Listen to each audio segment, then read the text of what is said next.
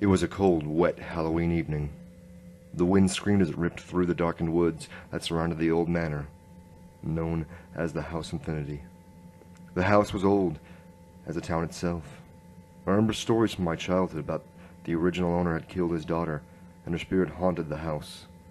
I was ever so young to believe such tales. I was running late for a dinner party hosted by the new owner, Dr. ScottyDrPeppr. I had wanted to leave work early, but mine isn't the kind of job you clock out of. I arrived just before the storm did. That was the only luck I had that night. The night at the House of Infinite Horrors. A beautiful young woman in uniform entered the front door. Good evening, Inspector. The other guests have all arrived and await you in the parlor. Have we met before? No, sir. Then how did you know? Oh, it is my job to know all of tonight's guests, sir. May I take your coat? Yes, thank you. I'm afraid I can't let you carry a gun into the parlor, Inspector. We don't want to make anyone feel like they're in danger. I'll store it somewhere safe for you for the evening. I understand. Here, thank you. Follow me to the parlor. Everyone is enjoying cocktails and wine. Dinner will be served soon. Thank you. The manor was larger than I expected. The hallway we walked down seemed to go on forever. Was this where the House Infinity got its name? I laughed at my own bad joke. Finally, we arrived at the parlor. Go on in. They're expecting you. I'll check on dinner. Thank you. Two men were walking with the woman near a fireplace. One man had long hair and a beard. He was wearing a tweed coat. Clearly an academic. The other man was an athletic and clean-shaven. His face was red from prolonged sun exposure. The woman was having trouble standing and leaned on her drink for stability. Through the window, I saw a storm continuing rage. Thunder rolled in the distance. A woman in a dangerous black dress turned from a conversation with a much younger, well-groomed man. The inspector has arrived. Inspector, have we been bad? Are you here to cuff me? If it's danger you see, come on over. Touch me and you won't live till morning. Cynthia Castillo. Miss Cynthia Castillo. As in, you can't miss, Inspector. I'm afraid you'll have to pardon my sin. This man's jokes are worse than my own. At least I have a courtesy to laugh in my head. May I presume that you know who I am from my work? Sorry. I'm afraid I don't. No, sir. I am the one who is sorry. I am Canada's golden voice pharynx. Voice? Renowned singer. Pleasure. Pleasure? Huh. Get a girl a drink first. Thankfully, the others finally broke into their conversations to introduce themselves. Good evening, Inspector. I'm Professor Charles Mayhew, Bellevue University Ornithology Department. Professor? This is... Corey Hunter, big game hunter out of Carolina, just returned from the safari. There's nothing too big for me to mount. I'm the same way, darling. I was just telling Mr. Hunter here about my recent discovery of a species of duck with a prehensile wing. I think it's far-fetched. You're a hunter? Named Hunter? Where do you think I got the name, Inspector? He's from New York. Ask him what his real name is. It's a riot. You'd laugh. The drink had finally finished the woman. She wasn't two sheets in the wind. She was the whole bed set and mattress. She stumbled forward with her empty glass like it was a divining rod. Hello, I'm Katie Bell. My family raises horses. Or they did, until they all died. My family, not the horses. They're fine. The horse is not my family. They left me alone. But I'm never alone when I'm with you. She was talking to her glass, which was pouring a healthy serving of red wine into. Lightning illuminated the window and thunder cracked like a gunshot. Wait. Was that a gunshot? Suddenly something pressed up against me. Never resist an impulse, especially if it's terrible. Cynthia was leaning on my back and whispering into my ear. I moved away, quickly back to the door. To life! Katie made a wild motion, sloshing wine on the precious sleeve. She dropped the glass but caught it without spilling another drop. She was surprisingly agile for someone as drunk as she was. Hey, lady. Watch what you're doing. Now, if y'all excuse me, I have to go clean myself up. That could take a while, Tweedy. It was then that our host, ScottyDrPeppr, entered. He was a short man with wild hair. Howdy, everyone! Sorry to keep you all waiting. I wanted to make sure everything was ready for tonight before popping in. I trust you've kept in good company and an even better drink. Ah, Inspector Levonant, you joined us after all. That's quite meaningful given your demanding schedule. The doctor's head tilted as he spoke to me, as if he was giving me an examination with his own eyes. Yes. Glad I could make it. And finally, make your acquaintance. I'm still not sure what the reason of my presence, given the clandestine nature of your invitation. Well, that answer should be obvious. No. It's Halloween! This is a night of monsters and demons. Truly remarkable characters should be celebrated. A sudden clash of thunder trumpeted among the torturous storm brewing outside, followed by a high-pitched scream. Wait. Was it a scream, or was it the wind? All the lights went out, leaving only the glow of the fire back to my back to fill the room. I could barely see outside. The outline of the doctor directly in front of me. Something pressed up against me again. Cynthia? Again? Sorry about this. Old house, you know. Miss Castillo, I'm flattered, but I'd appreciate a little space. The lights came back on. I stepped forward to move away from her, but as soon as I did, I fell face down on the floor. Katie Bell laughed. Looks like I'm not the drunkest girl here tonight. I know drunk. That isn't drunk. She's dead. Dead? You mean dead? Calm down. Doc, can you check on her? No pulse. That's bad, right? That's correct, young man. You're very observant. If you're so observant, then surely you've noticed the knife in her back. Time of death? 8:25-ish. I'm guessing I don't wear a watch. Cynthia moaned and tried to turn her head. What? You tried to check a pulse. It's difficult.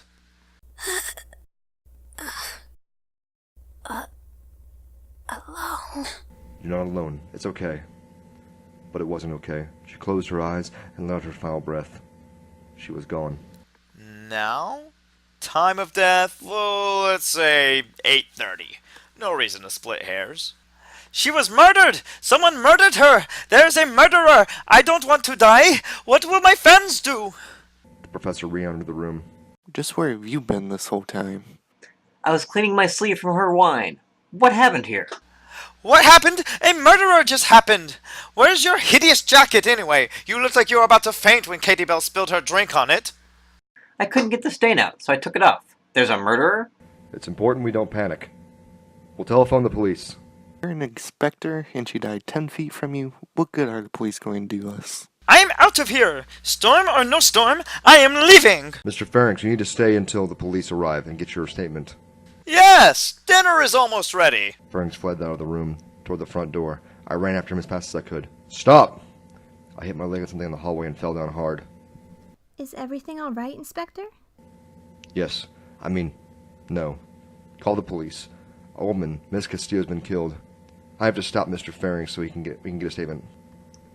I got up and made my way down the hall. The front door was wide open. I stopped in the doorway and looked through the rain for any sign of Ferrings. A shadow moved in the yard. It was him. He was running to the gate, but he wasn't alone. A dark figure was moving towards him. Fast. Very fast. I could barely see what was happening. I ran outside into the storm. Flashes of lightning revealed moments of action as I ran. The figure reached Ferrings. They grappled. They were gone. I stopped in the middle of the field. Where were they? To my left. Movement. The figure was dragging Ferrings toward the garden. I started after him. The icy rain clenched my shirt and burned my lungs. I turned to the corner and saw the garden shed. The door was open, the flapping in the strong wind. I reached the shed and there was Ferrings. He was laying on a pile of wood. I checked for any sign of the assailant and rushed to his side. He wasn't moving. Mr. Ferrings, are you all right? I kneeled down to check his pulse. There's something on his neck. Sap from the wood? No. Blood. There was a puncture mark on the left side of his neck. A flash of lighting lit up the shed, just long enough to finally get a good look at him. No doubt about it. He was dead. I had to go back in and wait for the police. I left Ferrings where he was to preserve the crime scene and made my way back through the storm to the house. 2 deaths, 1 night. What was going on in this house? Did you find Master Ferrings? Yes. Well, that is good, isn't it? Yes, no. He's dead too. I'm afraid there are 2 killers here tonight. That's horrible. At least dinner is ready to be served. Did you call the police? No, the phone is dead. Must have been the storm. Sorry about that. Old house, you know. You should clean yourself up for dinner. Who can eat while there's 2 killers about? Better to all stay together. Can't call the police either way. Might as well not ruin a perfectly good meal. I was hungry, and she was right. We would have to wait for the phone line to be restored, and it would be better to keep all of the guests together so no one else could be attacked. Please inform the others that dinner is waiting in the dining room. I've made my way to the parlor, only half accepting everything that might happen tonight. Miss Castillo, and now, Pharynx. Good God, man, did you decide to go for a swim? Don't worry about us, we'll stay here with the corpse. You should wear a coat if you're going out in this weather. I didn't reach Pharynx in time. Who cares? Let the boy run all the way back to Ontario for all I care. He's dead. Someone killed him. I didn't get a good look. Dead? Where is he? He was taken to the woodshed. Did you call the police? Phone's dead. The phone's dead too now? Jeez, everyone's dying, just like my family. How did he die, Inspector? He was attacked outside. The perp got away. That is unfortunate. Great. 2 dead. Great party, Doc. So what are we supposed to do? Well, dinner is ready. Not much else we can do, sadly. Huzzah! That's the attitude, my boy. You all go on. I'll be right with you. Door just after the washroom. We walked down the hallway.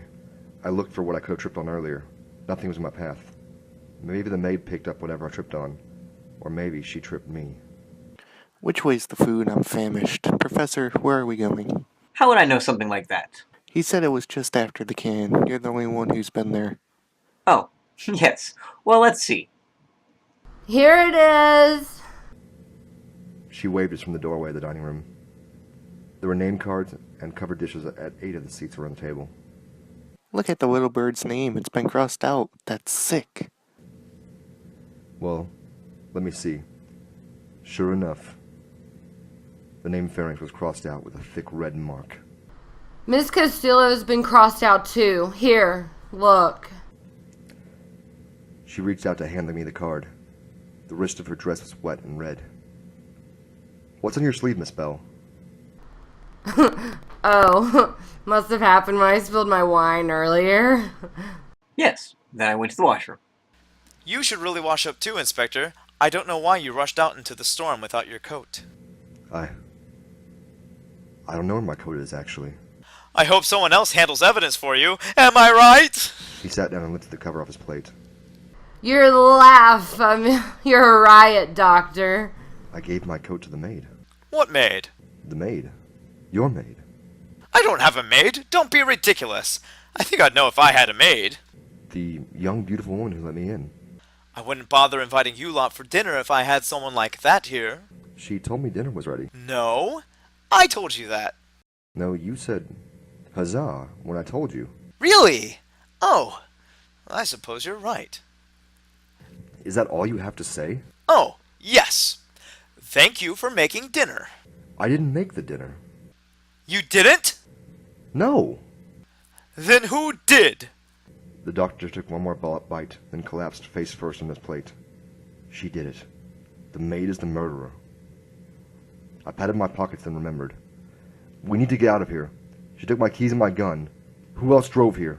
I did. My keys are still in my bag in the parlor, though. Let's go get them quickly.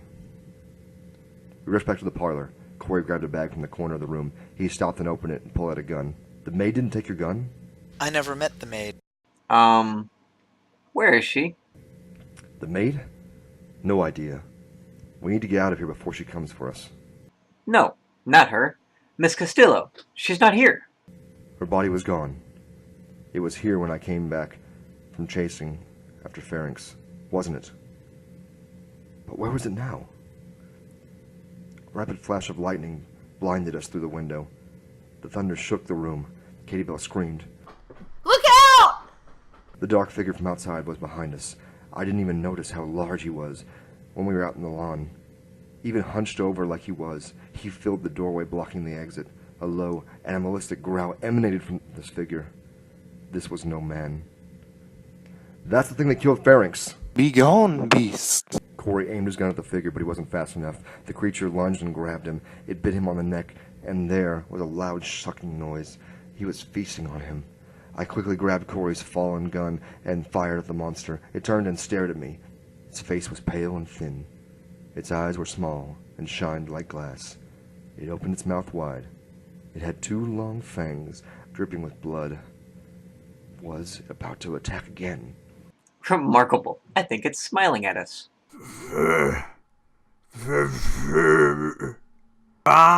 It's trying to speak to us. Friend. Brilliant. You want me to be your friend? I can be your friend. Yay! Be careful, Chewi. It's okay. The professor stepped forward and gestured to himself. I am Professor Charles Mayhew, Bellevue University, Ornithology Department. Professor. Proser. Very good. The monster mirrored his gesture. 218. 218. Is that your name? The creature nodded happily. Uh-huh. Chewi, get away from that thing. It's okay, Katie. No need to panic. 218 reached out and put its gigantic hand on the professor. Then it pulled him in. Oh, you're a friendly little guy, aren't you? Oh, that's a little too tight, 218. 218, please. 218 looked at me, then at Katie. Then it looked down at the professor. Hungry. What? No, no! So hungry. It plunged its face into the professor's neck and began draining his blood. Run! Katie and I ran down the hallway as fast as we could. We have to hide! We opened the first door. We came to find a dark spiral staircase leading down.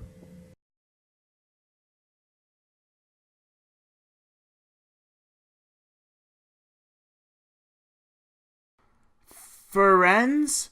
Who are you? Go! Go, go, go! We went down, must have been 2 flights of stairs before we reached the bottom. Where are we? We were in a large room filled with scientific equipment. Strange machines buzzed and beeped along the wall closest to us. This must be Doc Pepper's laboratory. Inspector, look! On the tables! The center of the room was lined with tables. On each one was a victim of tonight's party. Cynthia, Pharynx, Corey, and Chewi. They had a series of cables, tubes, and electrodes connecting them. Where's... The doctor? Hello. We turned to see Dr. Scott Pepper standing back in the room, with 218 next to him. Sorry for the trouble upstairs. 218 got out of his chamber. He's a bad, bad dummy boy. It's going to be a real nuisance getting him back in. Oh, don't worry, Inspector. I didn't kill these people. I'm going to save them. 219, 220, 221, and 222 will be excellent additions to my collection. You two will be 223 and 224. What? Why us? Gotta catch them all. Go, dummy. Get them. No.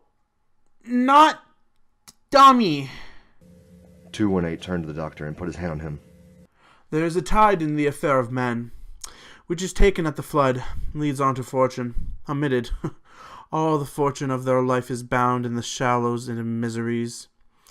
On such a full sea are we now afloat, and we must take the current when it serves, or lose our ventures. What are you saying, 218? He turned and looked at me. Forgive the doctor. He's a bad dummy boy. The wheel has come full circle. Oh, farewell, cruelty. 218 wrapped itself around the doctor and began to feast on him. I grabbed Katie and started running back up the stairs. We ran down the hallway, toward the front door as fast as we could. 218 didn't seem to be chasing us. We ran out the door and into the rain. I ran to my car and she followed. I still didn't have my keys. What are we going to do? We're going to get out of here and find help. Then you're going to jail for the murder of Cynthia Castillo. That's absurd, Inspector. You lack any proof to back that accusation. Alone? You were talking to your empty glass. Her last words. She had identified you. You're not even drunk. You really don't even have a stutter. Your sleeve is wet with her blood, not wine. You purposely spilled your wine on the professor. Or may I call him Chewi, too? He was your accomplice, wasn't he? Bravo, Inspector. But do you know why she had to die? Or why Pharynx was here with her? Do you know who Chewi and I are? Or where we went when I was killing Cynthia? What's Corey's name? Why are you here, Inspector? What did the doctor call us all here for? What's the maid only you have seen? It's all connected, don't you know? You don't know anything. You're barely grasping at the sides of one piece of a very intricate puzzle. You deserve to know most of all. I'll tell you what I know. It may be the only way we survive tonight. Lightning flashed and thunder shot like a gun. Wait. That was a gun. Katie fell down at the passenger side of my car. Her eyes and face were in shock. Katie? Katie! I looked out for the gunman. At the doorway stood the maid. Did I hit her? I've never fired a gun before. Well, I've never fired your gun before. Why did you shoot her? She was a killer. She deserved to die. Yes. No. That's not how it works. Who are you, anyway? My name is Cocainna. This is my house. Come inside, Inspector. I'll explain before I kill you. I walked back to the house. At least I would finally get some answers about what would happen. I got to the doorway. Cocainna was pointing my gun at my chest. 218 started making its way slowly down the hallway toward us. I almost warned her, but she did have my gun. You said you'd explain. Go ahead. I just needed to stall her until 218 reached her back. Then I could make my escape. I wouldn't drive. I'd just run and pray that he didn't chase after me. Where should I start? There's so much to cover. The affair and the love child, the adoption, the murder, the botched investigation, the doctor's unholy lab experiments, your half-brother. I suppose I should start with my father. He started this all. 218 was right behind her. Every muscle in my body was ready to run as soon as he grabbed her. But he just stood there. Did you think 218 would attack his own mother? Oh, Inspector, you grew up with the stories of my death. This is my house. I died here, and now you're gonna die here too. The gun fired. I closed my eyes. Time slowed to an unimaginable degree. I could feel the blood in my head pulse. I pulsed warm and thick. Blood. Blood? Something clicked. Why was Cynthia's blood still wet in Katie's sleeve? It should have dried. It wasn't blood. It wasn't blood. It was fake. I opened my eyes. Everyone stood in front of me. Everyone. Cynthia, Pharynx, ScottyDrPeppr, Corey, Chewi, Katie Bell, Cocainna, and Vampire 218. They all laughed. Took you long enough. Oh, wow. I didn't think you were going to figure it out. And this time, how about I be the vampire and maybe own all you? I'm out of here. I didn't get to kill anyone. I wanted to come back as a vampire. Hey, better late than never. And maybe next year you two can both be vicious killers. Why was I a hunter? That didn't make any sense. Nothing made sense. Levo didn't even figure out I cut the phone line. There were so many tangents and red herrings. I could barely keep up, and Scotty had explained it to me. I thought this was supposed to be funny, but it was just confusing. Thanks for inviting me, though. Hey, at least you were in it. I barely had any lines. Next year we won't rush into it and we'll write a better ending, okay? Yeah, I'd like to see any of you write one of these. Happy Halloween, everyone!